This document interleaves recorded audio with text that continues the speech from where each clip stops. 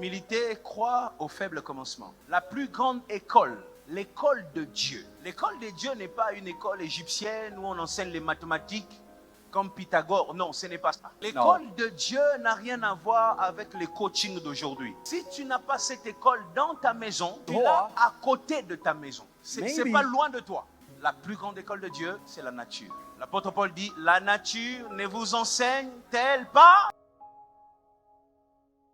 La première leçon de la nature, c'est le principe de petites choses qui connaissent la croissance. Les petites choses qui grandissent. Une graine, ensuite un arbre. C'est l'ordre de Dieu, c'est les principes de Dieu. Un arbre, ensuite des fruits. Ça commence petit et ça grandit. Quand tu es orgueilleux, tu ne crois pas aux petites choses. Lot doit faire un choix. La Bible dit, Lot a choisi l'espace qui ressemblait au jardin d'Éden. Il voyait tout est déjà prêt.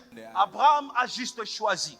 Il a juste choisi, mais après un temps, c'est Abraham qui devient fort au point de sauver Lot. Celui qui avait choisi le jardin d'Éden, au lieu de sauver, lui, il est sauvé.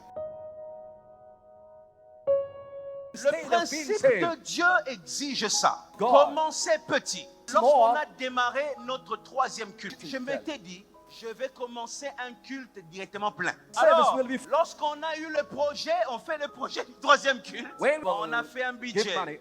On a fait des affiches. On a fait des banderoles. On a organisé des carnavals pour le troisième culte. Et au-delà de tout ça, le deuxième culte est en train de finir. 14 heures. J'entends un bruit. J'ai dit, oh, la pluie.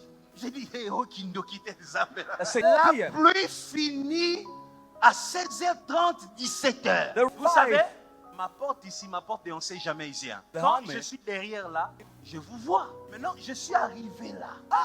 Je regarde la salle.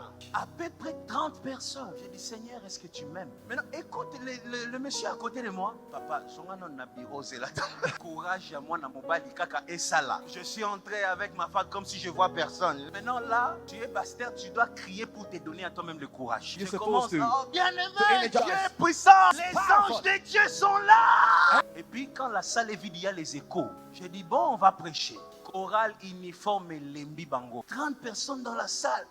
J'ai eu le courage. J'ai commencé à enseigner comme s'il y avait beaucoup de gens. J'ai encouragé les choristes et j'ai dit, prenez courage, même s'il n'y a pas de gens. On va travailler, on va être sérieux comme si la salle est pleine. Aujourd'hui, vous savez, le troisième culte a 70% de remplir le bail. Je m'ai enseigné quoi?